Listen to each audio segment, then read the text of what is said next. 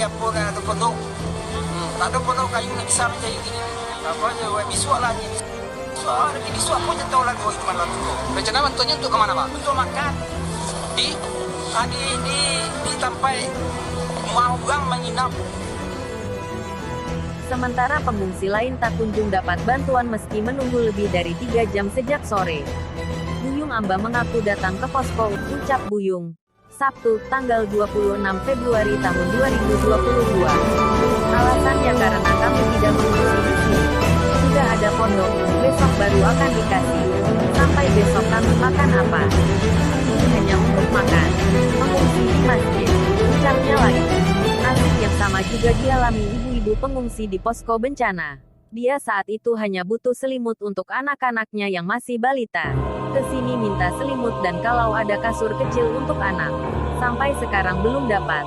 Rencana untuk anak karena nggak ada bawa apa-apa ke sini. Mintanya sudah dari sore. Ucap Ella.